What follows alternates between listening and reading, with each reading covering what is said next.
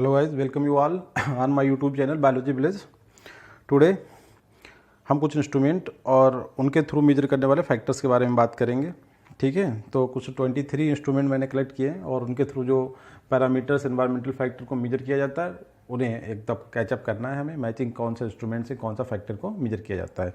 तो गाइस यहाँ पे देखिए, लैक्सोमीटर के थ्रू हम इंटेंसिटी ऑफ लाइट को मेजर करते हैं। यहाँ पे तो बड़ा सिंपल लगता है कि लैक्सोमीटर इंटेंसिटी ऑफ लाइट को मेजर करता है, बट जब क्वेश्चन आ जाता है तो उसमें कभी स्पेक्ट्रम की जो वेवलेंथ होती है उसकी बात करते हैं, कभी उसकी लाइट की डायरेक्शन की बात करते हैं, तो वहाँ पर कन्फ्यूजन क्रिएट हो जाता है। तो उस पॉइंट ऑफ व्यू से मैंने एक छोटा सा वीडियो बनाना चाहा है इसमें, जो इकोलॉजिकल फैक्टर्स होते हैं उन्हें कंसिडर करके। देखिए, लैक्सोमीटर कंसिडर करता है इंटेंसिटी ऑफ लाइट को, ठीक है, ना लाइट की क्वालिटी को बताता है, ना उसकी डायरेक्शन को बताता है, उसकी इंटेंसिटी को बताता है कि किस लेवल की तीव्रता जैसे हमने बोलना चाहिए लैक्सोमीटर। नेक्स्ट है हाइग्रोमीटर। देखिए, इकोलॉजिकल फैक्टर होता है relative humidity. Relative humidity means होता है the concentration of the water in the air. ठीक है, इसे कंसिडर मेजर करते हैं भाई हाइग्रोमीटर के थ्रू। इसके बाद होता है टेंसियोमीटर। टेंसियोमीटर को के थ्रू हम लोग जो मैट्रिक पोटेंशियल होता है, वाटर पोटेंशियल या सॉइल का मॉइस्चर टेंशन जो होता है, सॉइल के जो पार्टिकल के बीच में जो वाटर बाउंड होता है, वो जो प्रेशर क्रिएट करता है उसे कहते हैं, ठीक है, सॉइल मॉइस्चर टेंशन। तो वो टेंसियोमीटर के थ्रू मेजर किया जाता है। ठीक है, उसके बाद एक बहुत ही ज़्यादा क्वेश्चन पूछा जाता है साइंस में भी और इंजीनियरिंग में पूछा जाता है, पोटोमीटर। इस वजह सिविल इंजीनियरिंग में क्वेश्चन पूछा जाता है पोटोमीटर या ट्रांसपायरोमीटर, ऐसे दूसरा नाम होता है। इससे हम क्या नापते हैं? रेट ऑफ ट्रांसपिरेशन को नापते हैं। ट्रांसपिरेशन रेट क्या होता है कि जो प्लांट के एरियल पार्ट होते हैं उनके थ्रू जो वाटर का वेपराइजेशन होता है, जब उस पर सनलाइट गिरती है तो उसे बोलते हैं ट्रांसपिरेशन। ठीक है, transpiration is a physiological process, जैसे कि फोटोसिंथेसिस एंड रेस्पिरेशन उसी तरीके की फिजियोलॉजिकल प्रोसेस है प्लांट की। इसके रेट को मेजर किया जाता है भाई पोटोमीटर और ट्रांसपायरोमीटर के थ्रू। नेक्स्ट है बैरोमीटर। ठीक है, इसके थ्रू हम एटमॉस्फेरिक प्रेशर को मेजर करते हैं। ठीक है, एटमॉस्फेरिक प्रेशर। अब इसके बाद एक बहुत इंपॉर्टेंट क्वेश्चन पूरी सीरीज मैंने कलेक्ट करा है। जैसे आपने क्वेश्चन देखा होगा कि जगदीश चंद्र वो जो बहुत बड़े एक प्लांट फिजियोलॉजिस्ट हुए इंडिया में बिफोर इंडिपेंडेंस, तो उन्होंने एक इंस्ट्रूमेंट बनाया था जिसे हमने बोला था क्रेस्कोग्राफ। जैसे वो हमने इसके लिए आगे लिख भी दिया, जैसे कोई कन्फ्यूजन ना हो। क्रेस्कोग्राफ, एक क्वेश्चन ये आता है कि जगदीश चंद्र बोस ने कौन सा इंस्ट्रूमेंट बनाया था, उसका काम क्या था। तो देखिए, क्रेस्कोग्राफ जो था वो ग्रोथ इन प्लांट में मेजर करता था। अब हम बहुत सारे बुक में देखेंगे तो उसमें ग्रोथ ऑफ प्लांट मेजर करने के लिए बहुत सारे इंस्ट्रूमेंट होते हैं, जैसे कि हॉरिजॉन्टल माइक्रोस्कोप, पेफर्स का एक्सोनोमीटर, आर्क का एक्सोनोमीटर और एक क्रेस्कोग्राफ। तो ये कन्फ्यूजन ना हो, ये 5 जो इंस्ट्रूमेंट हैं, क्रेस्कोग्राफ, क्रेस्कोग्राफ और एक्सोनोमीटर, डिफरेंट टाइप के, आर्क का और पेफर का और हॉरिजॉन्टल माइक्रोस्कोप, ये सब जो हैं प्लांट की ग्रोथ को मेजर करते हैं। इसके बाद आता है एक वोल्ट मीटर। कुछ और भी इंक्लूड कर लिए जैसे एक बार में आ जाए, जो बायोलॉजिकल ना हो के इंजीनियरिंग के होते हैं। थोड़ा सा देखें, वोल्ट मीटर जो कि electric potential difference between 2 point के बीच जो पोटेंशियल डिफरेंस होता है उसे मेजर करता है। इसके बाद आता है थर्मामीटर। इसका यूज तो कॉमन है, टेम्परेचर को मेजर करता है।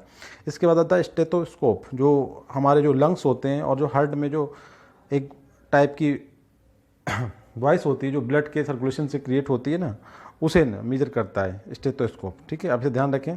इसके बाद आता है रेन गेज। ठीक है, रेन गेज मेजर करता है रेन को, ध्यान रखिए। और सेस्मोमीटर, इसमें थोड़ा सा कन्फ्यूजन रहता है कि सेस्मोमीटर इंस्ट्रूमेंट है जो अर्थक्वेक की इंटेंसिटी को डिटेक्ट करता है और रिकॉर्ड करता है। पहले देखिए, 2 चीज़ें हैं यहाँ पे। अर्थक्वेक जो होता है उसे डिटेक्ट करना कि अर्थक्वेक आने वाला है, और जब आया तो उसे रिकॉर्ड करता है कि उसकी जो तीव्रता होती है। ठीक है, तो उस इंस्ट्रूमेंट का नाम है सेस्मोमीटर। और जो उससे ग्राफ के थ्रू वो बताता है कि किस लेवल का था, कितने कब कितना तेज हुआ, तो उसे कहते हैं सेस्मोग्राफ, उस ग्राफ को। ठीक है, अब उसमें जो स्केल होता है, अब इसमें आती है कि स्ट्रेंथ ऑफ अर्थक्वेक की बात जब हम करते हैं तो कि किस तीव्रता का था। ठीक है, तो उसके लिए जो स्केल होता है उस इंस्ट्रूमेंट में, फिर उसे बोलते हैं राइटर स्केल।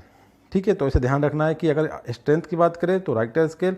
अब उसके डिटेक्ट और रिकॉर्ड करने की बात करें कि आने की पॉसिबिलिटी को डिटेक्ट करता है। पहले से जो मेट्रोलॉजिकल डिपार्टमेंट होता है ना, कि भूकंप कंपनी की थोड़ी सी पॉसिबिलिटी है, संभावना है, तो पहले से लोगों को बता दिया जाता है। तो वो चीज़ जो होती है वो आपको सेस्मोमीटर या सेस्मोग्राफ के थ्रू बताई जाती है।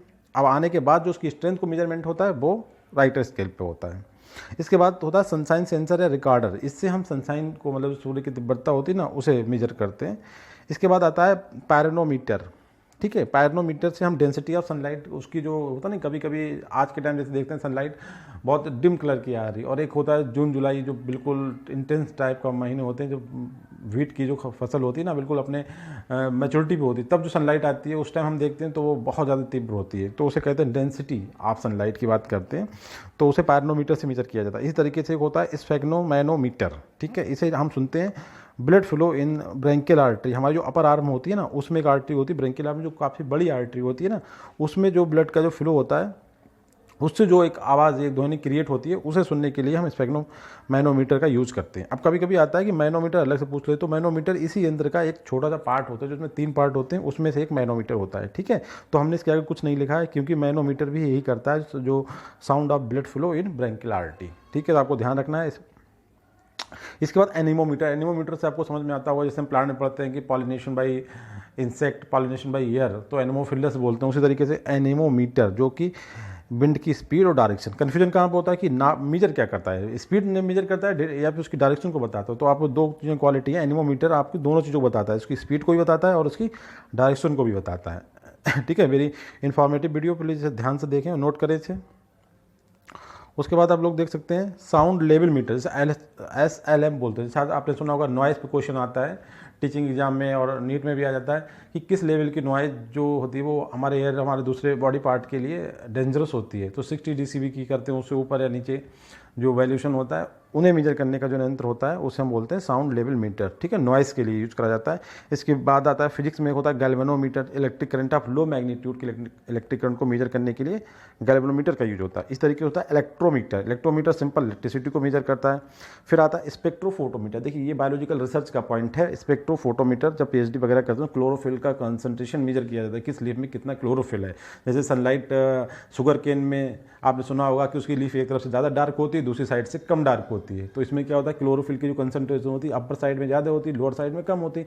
इसी तरीके से कुछ प्लांट बहुत ज़्यादा क्लोरोफिल रखते हैं, जैसे हमने बताया था इससे पहले लेक्चर में सोशियोफाइट और हीलियोफाइट के कॉन्सेप्ट में, तो उसमें बताया था कि जो सोशियोफाइट होते हैं वो सेट लविंग होते हैं और हीलियोफाइट जो होते हैं वो सन लविंग होते हैं। अब सन लविंग का मतलब मोर सन, तो मोर क्लोरोफिल मोर प्रोडक्शन।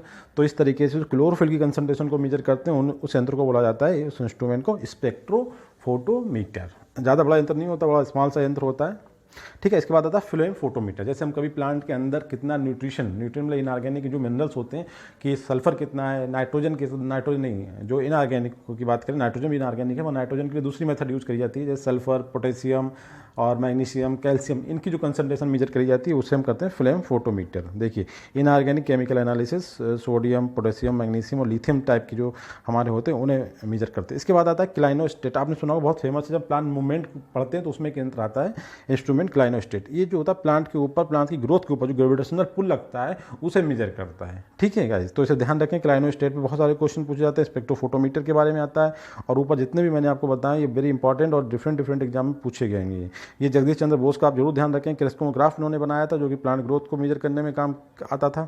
और इसके बाद ये हाइग्रो, लैक्सो, टेंसियो और स्पेशली बहुत ज़्यादा इंपॉर्टेंट है पोटोमीटर, बहुत पूछा जाता है एग्जाम में, पोटोमीटर, रेट ऑफ ट्रांसपिरेशन, इसमें जरूर ध्यान रखें कि क्या चीज़ पूछी गई, रेट पूछी गई, डायरेक्शन पूछी गई या इंटेंसिटी पूछी गई, इस तरीके में कन्फ्यूजन ना होना चाहिए, ठीक है गाइज।